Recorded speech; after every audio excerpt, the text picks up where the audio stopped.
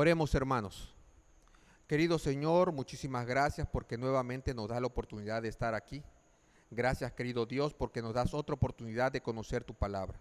Quiero pedirte que bendigas a mis hermanos que están sintonizando este video y que sea de bendición este estudio de tu palabra para ellos, para sus vidas y para que en arrepentimiento, Señor, puedan entregarse a ti para ser parte de ese reino, el reino de los cielos que muy pronto reinará por la eternidad. En el nombre de Jesús, amén. Muy buenas noches, hermanos. Es un placer estar nuevamente con ustedes. Ayer estuvimos hablando acerca del origen de la muerte. ¿Por qué tenemos que morir? ¿Cuál fue el causante? Y vimos que la transgresión de la ley de Dios es precisamente lo que originó el pecado, y el pecado originó la muerte, ¿sí? O sea que la regla es ley, pecado, muerte. Hay muerte porque hay pecado, y hay pecado porque hay transgresión de la ley. Y vimos también que el causante precisamente de esa transgresión original de la ley fue Satanás. ¿Dónde? En los cielos. Él se rebeló contra esa ley queriendo ser igual a Dios o más que Dios. Entonces, hermanos, con esta base vamos a entrar al segundo tema de estas conferencias, y es precisamente la continuación del tema de ayer, el causante de la mortalidad 2. Quiero decirles que Satanás, por lógica, si él se rebeló contra la ley de Dios, pues su campaña, su gobierno va dirigido a engañar y a que los hombres se rebelen también contra la ley de Dios. Y la Biblia nos enseña que precisamente esa es la tarea de Satanás, rebelar a los hombres contra la ley de Dios para que el destino del hombre sea su mismo destino, la muerte eterna. Bien, vamos a Apocalipsis en el capítulo 12, versículo 17. Dice así: entonces el dragón se llenó de ira contra la mujer. El dragón es Satanás y la mujer es la iglesia. Y se fue a hacer guerra contra el resto de la descendencia de ella. ¿Qué iglesia? ¿Y qué descendencia de ella? Los que guardan los mandamientos de Dios y tienen el testimonio de Jesucristo. O sea, Satanás no se va contra cualquiera, ni es la guerra contra cualquier pueblo. Es solamente, según la Biblia, contra los que guardan los mandamientos de Dios. ¿Sí? La guerra no es con cualquiera. Y lo podemos constatar a lo largo de la palabra de Dios. Por ejemplo, si nosotros vamos a Daniel en el capítulo 6, versículos del 4 al 5, vamos a ver a Daniel, que también fue, ¿sí?, y padeció por cuestión de guardar la ley. Miren ustedes. Entonces los gobernadores y sátrapas buscaban ocasión para acusar a Daniel en lo relacionado al reino. Ya gobernaban los medos y los persas. Y Darío el Medo, ¿sí?, por influencia de magistrados y otros gobernadores que le tenían envidia a Daniel, emitió un edicto, ¿sí? Porque esta gente que le tenía envidia a Daniel, porque Daniel sobresalía, porque Daniel era muy talentoso, le tenían mucha envidia, lo acusaron. Y como ellos sabían que Daniel oraba 3 veces al día al Dios del cielo, pues esta gente influyó sobre Darío. Esta gente son los sátrapas, ¿sí?, y los gobernantes, que querían una ocasión o falta para acusar a Daniel. O sea, querían agarrarlo en algo que tuvieran ellos justificación para acusarlo, pero no hallaban nada. Miren ustedes, buscaban ocasión para acusar a Daniel en lo relacionado al reino, mas no podían hallar ocasión alguna o falta, porque él era fiel y ningún vicio ni falta fue hallado en él. No había ningún vicio, no había ninguna falta que Daniel pudiera ser usado en su contra. Pero sin embargo hubo algo en que estos hombres malvados dirigidos por Satanás hicieron para acusarlo. Miren cómo lo querían agarrar. Entonces dijeron aquellos hombres: no hallaremos contra este Daniel ocasión alguna para acusarle, si no lo hallamos contra él en relación con la ley de su Dios. Noten ustedes otra vez, la ley sale a relucir como la clave del conflicto, la ley, ¿sí? O sea, ellos sabían que Daniel oraba a su Dios, que Daniel dependía de su Dios, y Daniel oraba 3 veces al día. Entonces estos hombres le dijeron a Darío: Darío, manda un edicto Y di que nadie en tu reino, en las 127 provincias, puede pedirle a otro Dios que no seas tú. Recuerden que en esos tiempos la ideología que fue heredada de Babilonia hacia los medos y los persas era de que el rey era representante de los dioses aquí en esta tierra. Entonces Darío se creía Dios, el representante de Dios. Esa es la ideología babilónica heredada de esa generación hasta nuestros días. Hay gente que se cree Dios en la tierra. Entonces estos malos hombres le dijeron al rey: manda un edicto, porque ellos sabían que Daniel le oraba a su Dios. Entonces el rey lanzó el edicto medo-persa, que no podía anularse, por la ley de los medos y los persas no podían anularse. Entonces mandó a que nadie le adorara a ningún Dios, ni le pidiera a ningún otro Dios que no fuera el rey. Por esto Daniel fue a parar al foso de los leones, de donde ese Dios al cual él le fue fiel en sus 10 mandamientos, porque Daniel sabía perfectamente: no tendrás otros dioses delante de mí. Y Satanás quería obligarlo a no adorar a Dios. Sin embargo, Dios libera a Daniel del foso de los leones. ¿Se dan cuenta? La ley es el punto de conflicto a lo largo de toda la historia de este mundo y hasta el final. Vamos a ver otro ejemplo. Esto está en Daniel capítulo 3, versículos del 10 al 12. Ahora no es Daniel, ahora son los amigos de Daniel con Nabucodonosor en Babilonia. Dice así: tú, oh rey, has dado una ley, que todo hombre, al oír el son de bocina, de flauta, de tamboril, de arpa, de salterio, de zampoña y de todo instrumento de música, se postre y adore la estatua de oro, y el que no se postre y adore, sea echado dentro de un horno de fuego ardiendo. Nabucodonosor había mandado hacer una estatua derivado de un sueño que tuvo. Y él también hizo una ley, un edicto, en donde mandaba a todos a postrarse ante esa estatua. En aquellos tiempos, Nabucodonosor, dice la historia, había recibido muchos intentos de golpe de estado a su gobierno. Y para él mandar un mensaje de unidad y no se hicieran más levantamientos hacia su gobierno, él mandó a hacer esa estatua. Y mandó a todos para que se inclinaran y con eso mandar un mensaje de autoridad, de unidad. Sin embargo, nos dice la historia que habían 3 varones judíos fieles a la ley de Dios. Miren cómo dice: hay unos varones judíos, los cuales pusiste sobre los negocios de la provincia de Babilonia. ¿Quiénes son ellos? Sadrach, Mesach y Abednego. Estos varones, oh rey, no te han respetado. ¿Por qué no lo habían respetado? Porque no adoran a tus dioses, ni adoran la estatua de oro que has levantado. ¿Por qué los 3 amigos de Daniel no se inclinaron a la estatua de Nabucodonosor? Simple y sencillo. Ellos guardaban los 10 mandamientos. Y el primer mandamiento dice: no tendrás otros dioses delante de mí. ¿Ok? Si vemos el punto de conflicto, que es la ley de Dios. Finalmente, hermanos, en Daniel 7:23 se nos habla del anticristo. Usted puede ir a Daniel capítulo 7 y el versículo 23 y nos describe al anticristo, ¿sí? Las características del anticristo. Y ven ustedes que la guerra del anticristo es precisamente contra la ley de Dios. Miren ustedes: y hablará palabras contra el Altísimo. ¿Quién? El anticristo. Y a los santos del Altísimo quebrantará. Y pensará en cambiar los tiempos y la ley. Otra vez la ley en conflicto. Otra vez la ley el punto de conflicto. Y serán entregados en su mano hasta tiempos y medio tiempo. Qué interesante. Hoy se dice por ahí que la ley ya fue abolida. Sin embargo, para Satanás no. Porque sigue Satanás. Sus esfuerzos de Satanás son contra los que guardan los mandamientos de Dios. Entonces, hermanos, Satanás, como violó los mandamientos, él sigue, ¿sí?, incitando.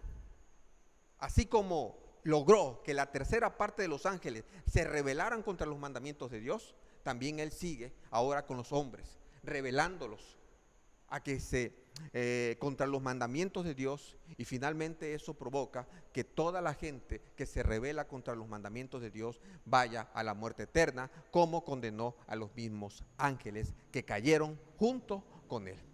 Entonces, hermanos, vemos que precisamente Satanás se enfoca en la ley de Dios. El pleito no es contra cualquiera, el pleito es contra los que guardan los mandamientos de Dios. ¿Ok? Ese es el punto del conflicto. Ahora, vamos a el pasaje de Génesis, capítulo 3, versículos 4 y 5. ¿Cuál es el argumento de Satanás para hacer que la gente desobedezca a los mandamientos de Dios? ¿Cómo Satanás entrampó a la primera pareja? ¿Qué le dijo? ¿Qué es lo que dice Satanás acerca de los mandamientos de Dios? Miren ustedes, en este pasaje encontramos el diálogo entre la mujer y la serpiente. Entonces la serpiente, que era el más astuto de todos los animales del campo que Jehová Dios había hecho, dijo a la mujer: con que Dios os ha dicho, no comáis de todo árbol del huerto. Recuerden ustedes que Dios le había dicho, le había mandado, era un mandamiento, ¿sí? Le había mandado a Adán y a Eva que de todos los árboles del huerto podrían comer, menos de uno, el árbol de la ciencia del bien y del mal. Y si ellos comían de ese árbol, iban a morir. Ese era el mandamiento que Dios les había dado. Sin embargo, la serpiente dice: con que Dios dijo que no van a comer de todos los árboles. Una pregunta aparentemente lógica, porque Dios había hecho todo bueno y Dios les había dado de todo. Aparentemente lógica. Pero ¿qué respondió la mujer?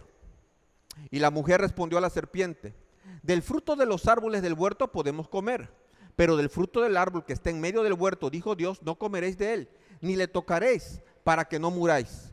Entonces la serpiente dijo a la mujer: no vas a morir. Es que Dios sabe que el día que comáis de él, vuestros ojos serán abiertos y seréis como Dios, conociendo el bien y del mal. ¿Qué está diciendo Satanás? ¿Qué le está diciendo la serpiente? No vas a morir. Solo que Dios es un egoísta. Esos mandamientos que Dios da solamente restringen tu libertad. Tú no eres feliz porque tienes esos mandamientos. Tú no vives con libertad plena porque tienes esos mandamientos. Pero si tú desobedeces y comes de ese árbol, vas a descubrir que Dios es injusto. Vas a descubrir que Dios te esconde las cosas y no quiere que tú seas Dios. Porque el día en que tú seas Dios, ya no vas a necesitar de mandamientos.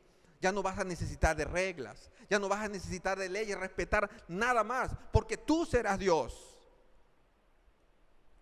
Y seréis como Dios, conociendo el bien y el mal. Ahora, ¿qué es el bien y el mal? ¿Qué es el bien y el mal? Deuteronomio capítulo 30, versículos 15 al 19.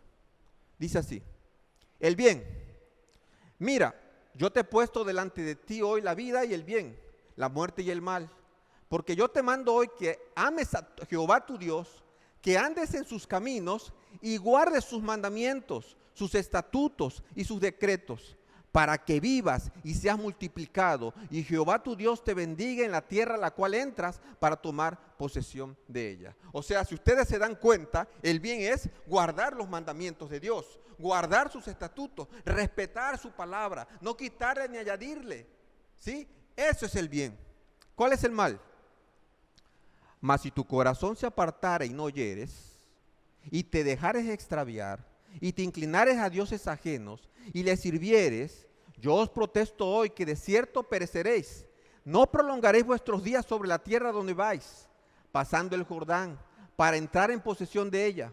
A los cielos y a la tierra llamo por testigos hoy contra vosotros, que os he puesto delante de la vida y la muerte, la bendición y la maldición. Escoge pues la vida para que vivas tú y tu descendencia.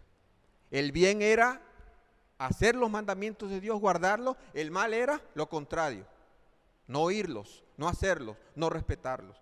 Ese era el bien y el mal. Miren lo que nos dice Eclesiastés 12:13. El sabio Salomón, el que probó de todo, tuvo de todo, pero descubrió lo amargo de la vida cuando se aparta uno de los mandamientos de Dios. Y miren ustedes en su libro de Eclesiastés, qué es lo que escribe casi al final ya, como el final del discurso. Dice así: el fin de todo el discurso es este: teme a Dios y guarda sus mandamientos, porque esto es el todo del hombre. Un hombre que lo disfrutó todo, que cayó hasta lo más bajo, porque experimentó lo que es no guardar los mandamientos de Dios o desviarte de los mandamientos de Dios. Él te dice, porque esto es todo del hombre. ¿Qué es todo del hombre? Guardar sus mandamientos. Eso te lo dice el sabio Salomón. Ahora, ¿qué pasó con la mujer? La mujer desobedeció. Encantada por la idea que le había introducido la serpiente a su mente, a su corazón, la mujer desobedece. Y entonces, en Génesis 3, 6, 10 vemos la transgresión. Y vio la mujer que el árbol era bueno para comer y que era agradable a los ojos y árbol codiciable para alcanzar sabiduría. El árbol no tenía nada externo que lo hiciera diferente a los otros, porque Dios hizo todos los árboles iguales. Pero esta mujer lo vio atractivo para alcanzar sabiduría. Esta mujer estaba lejos de la palabra de Dios ya. En lo que estaba concentrado esta mujer es que ella iba a ser como Dios. Estaba nublada. Ya se había olvidado del mandamiento. Ella seguía sus propios pensamientos. Seré como Dios. Y la mujer comió y dio también a su marido, el cual comió así como ella. Entonces fueron abiertos los ojos de ambos y conocieron que estaban desnudos. Entonces cosieron hojas de higuera y se hicieron delantales, y oyeron la voz de Jehová que se paseaba en el huerto al aire del día. Y el hombre y su mujer se escondieron de la presencia de Jehová Dios entre los árboles del huerto. Mas Jehová Dios llamó al hombre y le dijo, ¿dónde estás tú? Y él respondió, oí tu voz en el huerto y tuve miedo, porque estaba desnudo y me escondí. El hombre se sentía culpable. El hombre estaba aterrorizado. Esa relación que antes tenía con su Dios, ahora le daba miedo, ahora se alejaba de Dios. Es interesante, cuando tú andas mal o andas lejos de los mandamientos de Dios, tú sientes inseguridad, tú sientes miedo. ¿Se acuerdan que nosotros hablamos ayer que los mandamientos están escritos en el corazón? Precisamente aquí pasó. Se activó el subconsciente, la conciencia de Adán y Eva cuando pecaron. Aunque el Señor no los había enfrentado todavía, ellos ya sentían miedo, sentían culpa. Y el Señor le dice, ¿quién te dijo que estabas desnudo? La ley escrita en el corazón. Es interesante que el hombre a partir de aquí empezó a comprobar el bien y el mal. Y conoceréis el bien y el mal. Finalmente, ¿qué pasó con la naturaleza del hombre a partir de esa transgresión? ¿Qué fue lo que pasó? Bueno, Génesis capítulo 8, versículos 21 nos da la respuesta. Al percibir Jehová olor grato, dijo en su corazón, no volveré a maldecir la tierra por causa del hombre, porque el corazón del hombre se inclina al mal desde su juventud, ni volveré a destruir todo ser viviente como hecho. Esto lo dijo después del diluvio. El Señor estaba diciendo que precisamente el pecado estaba en el hombre. Había una tendencia hacia el mal ya, una tendencia que rompía la santidad, una tendencia que ya no le permitía al hombre ser perfecto ni cumplir la ley a la perfección como era antes. Ya el hombre no le podía rendir esa obediencia perfecta a la ley como antes y debía de morir. Ahora el hombre conocería o experimentaría el bien y el mal en su vida. ¿Qué era esa experiencia del bien y el mal? Yo creo que el apóstol Pablo nos ayuda a responder esta pregunta. Si vamos nosotros a Romanos capítulo 7, versículos del 19 al 25, vamos a ver cómo el hombre experimentaría el bien y el mal todos los días de su vida. Dice así, porque no hago el bien que quiero, sino el mal que no quiero, eso hago. Y si hago lo que no quiero, ya no lo hago yo, sino el pecado que mora en mí. Así que, queriendo yo hacer el bien, hallo esta ley, que el mal está en mí. Porque según el hombre interior, me deleito en la ley de Dios, pero veo otra ley en mis miembros, que se rebela contra la ley de mi mente, y que me lleva cautivo a la ley del pecado que está en mis miembros. Miserable de mí, ¿quién me librará de este cuerpo de muerte? El apóstol Pablo, una vez entregado a Cristo, estaba experimentando dos tendencias internas. Una que le decía que tenía que hacer bien las cosas y que cuando él hacía bien las cosas se sentía en paz y en tranquilidad. Pero salía otra tendencia que le hacía negar la primera tendencia, la tendencia del bien, y que se oponía a no hacer lo que él quería. Yo creo que más de uno que me está viendo en estos momentos ha sentido lo mismo, Quieres hacer lo bueno, te propones buenas cosas y terminas haciendo lo malo. Y te culpabilizas, yo no quiero ser así. Sabes que en una ocasión me tocó dar una predicación en un centro de rehabilitación para drogadictos. Y me acuerdo que al terminar el tema, una chica se me acercó con lágrimas en los ojos, con lágrimas de impotencia. Y me acuerdo que me dijo, y se me quedó viendo a los ojos, y me dijo: hermano, yo no entiendo esta vida. Créeme que he luchado. ¿Tú crees que yo soy feliz drogándome? No. Yo sé que le hago mal a mi familia. Mi familia sufre por mí. Pero no puedo. No puedo hacerlo, no puedo dejarlo. Es algo que no quiero, que me hace infeliz, que me hace infeliz. Pero lo sigo haciendo. No entiendo. Pablo dijo, porque no hago el bien que quiero, sino el mal que no quiero. Esa lucha no la tenía Adán y Eva. Se introdujo cuando dejaron introducir la rebelión en su corazón. De rebelarse contra los 10 mandamientos de Dios. De rebelarse contra el mandato de Dios. Dios no quería que el hombre conociera el mal. Dios quería que solamente hubiera una tendencia y que el hombre conociera el bien, porque las dos tendencias le iban a hacer la vida imposible a los hombres. Y eso fue lo que nos trajo el pecado. El hombre experimentaría el bien y el mal todos los días de su vida. Y es eso lo que a veces nos ha amargado la existencia. Bien, en Génesis capítulo 3, versículos 17 al 19, seguimos viendo los estragos de conocer el bien y el mal. Y dice así: y al hombre dijo: por cuanto obedeciste a la voz de tu mujer y comiste del árbol que te mandé diciendo, no comerás de él, maldita será la tierra por tu causa. Con dolor comerás de ella todos los días de tu vida. Espinos y cardos te producirá y comerás plantas del campo. Con el sudor de tu rostro comerás el pan hasta que vuelvas a la tierra, porque de ella fuiste tomado, pues polvo eres y al polvo volverás. El trabajo se volvió un martirio, porque en un principio el trabajo era un gozo, era una alegría. El Señor había dejado el trabajo, ¿sí? Había dicho a Adán y a Eva que el huerto lo iban a guardar, lo iban a cuidar. De esto surge que en la Edad Media, ¿sí? En la Edad Media, en el tiempo del oscurantismo, se creía que el trabajo llegó a ser tan malo, después del pecado el trabajo, que en la Edad Media se empezó a creer que el trabajo era consecuencia de la transgresión, consecuencia del pecado, ¿sí? Y la gente decía que era una maldición, pero el trabajo no era una maldición. El trabajo Dios lo hizo al principio. El pecado lo desfiguró y hoy nos cuesta trabajo, porque cada vez que trabajamos estamos ya muriendo, estamos dejando tiempo, esfuerzo, y el trabajo nos empieza a consumir.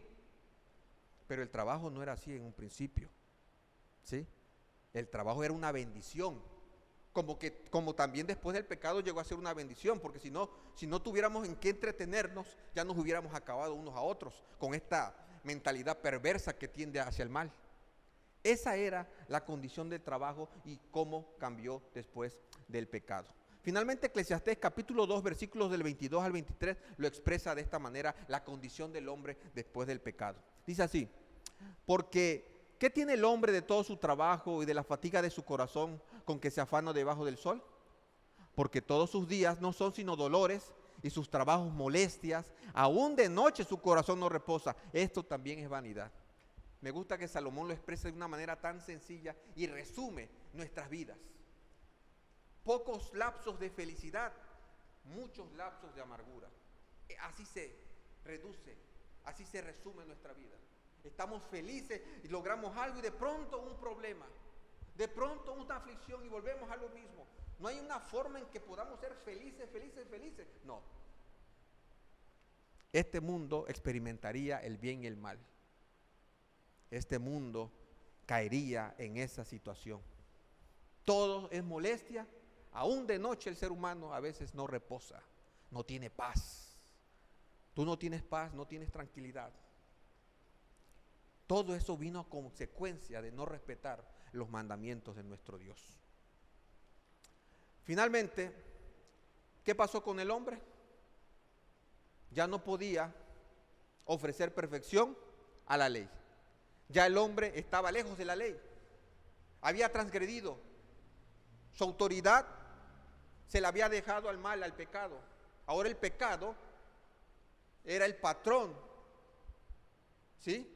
El dueño de los seres humanos.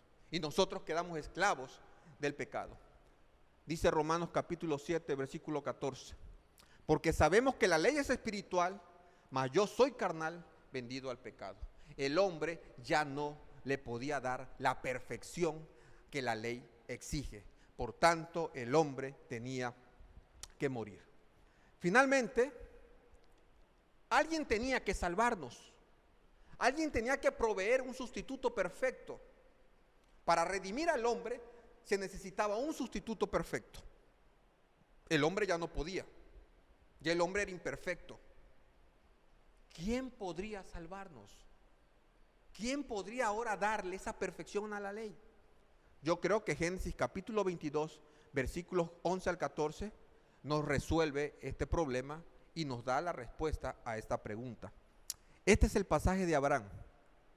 Entonces el ángel de Jehová le dio voces desde el cielo y dijo: Abraham, Abraham. Y él respondió: heme aquí. Y dijo: no extiendas tu mano sobre el muchacho, ni le hagas nada, porque ya conozco que temes a Dios, por cuanto no me rehusaste a tu hijo, tu único. Entonces Abraham alzó sus ojos y miró, y he aquí que a sus espaldas un carnero trabado en un zarzal por sus cuernos. Y fue Abraham y tomó el carnero y lo ofreció en holocausto en lugar de su hijo. Y llamó a Abraham el nombre de aquel lugar: Jehová proveerá. Por tanto se dice hoy: en el monte de Jehová será provisto. Dios proveerá. Es interesante que a Abraham se le predica el evangelio, se le predica a aquel que iba a venir a cumplir la ley a la perfección. A Abraham se le pidió que sacrificara a su único hijo. De tanto que Abraham esperó por tener a su hijo, porque su mujer no daba hijos, y ya casi a los 100 años a Abraham se le da la oportunidad de tener un hijo, y Dios luego le pide ese hijo para que lo sacrificara. Imagínense cómo sintió Abraham.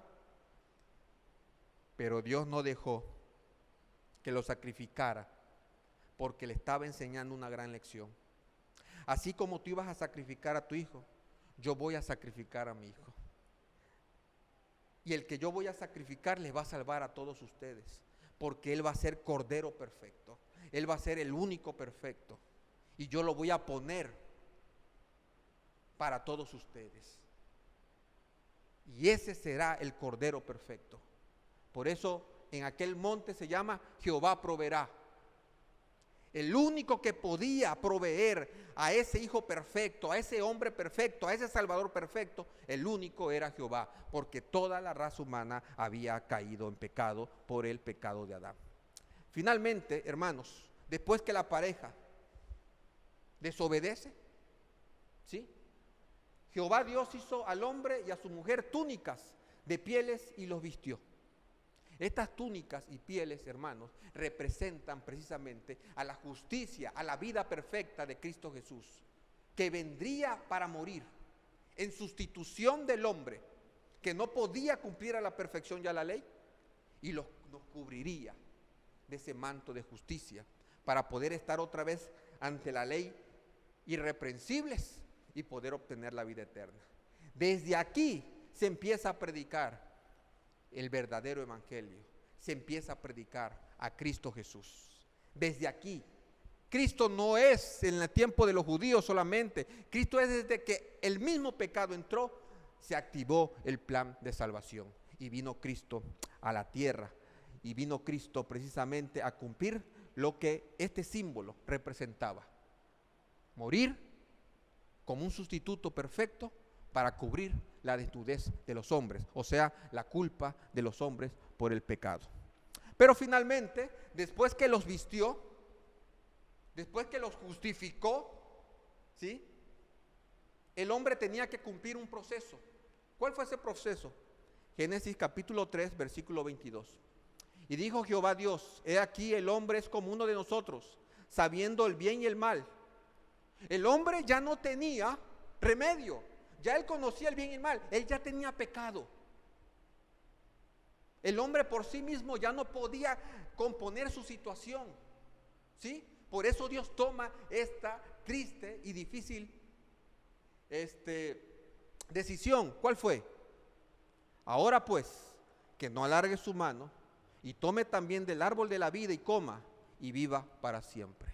Si Adán y Eva, ¿sí?, que su vida estaba en función de que comieran del árbol de la vida, ¿sí?, de que comieran de ese árbol, ¿sí?, ahora se les impedía. Porque a la vez que ellos comieran de ese árbol, ellos podían seguir viviendo. El árbol de la vida era para eso, comían y prolongaban su vida. Pero si lo comían ahora con pecado, iban a inmortalizar el pecado. Yo he conocido a personas, hermanos, que ya piden morir por los dolores, por las enfermedades, por la vida que llevan. No es posible vivir más de 100, 90 años. Es difícil. Yo he visto gente que dice, ya, desconéctenme, mátenme. Si Dios permite que Adán y Eva coman del árbol con el pecado encima, imagínense mortalizar el pecado y vivir en esta condición. Eso era lo que quería Satanás, inmortalizar así el pecado. Pero dijo Dios, no, que no alargue su mano y coman y vivan eternamente con pecado, no. Vamos a que ellos salgan, justifiquémoslos primero, poniéndole las vestiduras, luego que ya no coman, van a morir, van a cumplir el proceso de morir, para que luego los podamos regenerar. O sea, Dios permite que el hombre muera para regenerarlo y volverlo inmortal otra vez. Y es como lo expresa el apóstol Pablo en Primera de Corintios capítulo 15, versículos del 53 al 55, dice así: porque es necesario que esto corruptible se vista de incorrupción y esto mortal se vista de inmortalidad. Y cuando esto corruptible se haya vestido de incorrupción y esto mortal se haya vestido de inmortalidad, entonces se cumplirá la palabra que está escrita: sorbida es la muerte en victoria. ¿Dónde está, oh muerte, tu aguijón? ¿Dónde, oh sepulcro, tu victoria? Esto tiene que morir para regenerarse otra vez y resucitar, pero ya resucitar con nuevos cuerpos, ¿sí?, incorruptibles, cuerpos perfectos de nuevo. Ese era el proceso, querido hermano, que tenemos todos por pasar, los que se entregan a Cristo Jesús. Y esa es la esperanza, de que estos cuerpos van a ser regenerados en la resurrección. Finalmente, Dios resuelve tu gran problema. Tú no podías cumplir la ley a la perfección y merecías la muerte eterna. Pero Dios, proveyendo ese cordero perfecto, ha proveído y ha solucionado un problema que jamás nosotros íbamos a poder resolver, y ha resuelto tu problema. Es un problema que tú tenías y que hoy te abre las puertas para vivir eternamente, y no solamente este corto periodo que nosotros le llamamos vida, de 70, 80 años y muy difíciles, más vida eterna, ¿sí? Por eso Romanos 5, 16, 17, 19 lo expresa de esta manera: pues si por la transgresión de un solo reinó la muerte, mucho más reinarán en vida por uno solo, Jesucristo, los que reciben la abundancia de la gracia y del don de la justicia. Así que como por la transgresión de uno vino la condenación a todos los hombres, de la misma manera por la justicia de uno vino a todos los hombres la justificación de vida. Porque así como por la desobediencia de un hombre los muchos fueron constituidos pecadores, así también por la desobediencia de uno los muchos serán constituidos justos. Por Adán todos fuimos pecadores, nos embarró en pecado. Por Cristo, hoy, y gracias a su amor y su misericordia, tenemos la vida eterna para todo aquel que cree. Yo por eso, hermano, te invito nuevamente a que no dejes pasar esta oportunidad. El problema ya está resuelto, tu problema ya está resuelto, es cuestión que vayas a Cristo.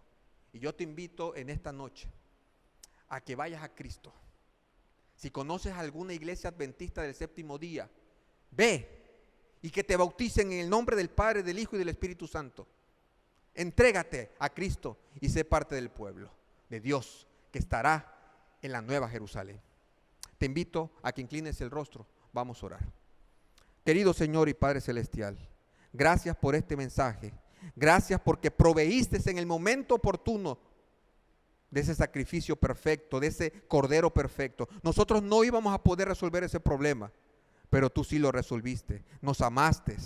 Y hoy, Padre, tenemos la dicha de vida eterna y de poder ser inmortales nuevamente, querido Dios, en tu retorno y en la resurrección. Querido Padre, bendice a las personas que se acaban de levantar en estos momentos en la iglesia donde están, o en la casa, o donde andan, y han decidido en su corazón buscarte. Dirígelos, Padre, con tu Santo Espíritu, y que en el nombre de Jesús puedan ser bautizados para vida eterna. En tus manos nos encomendamos, en el nombre de Cristo Jesús. Amén. Que el Señor te bendiga.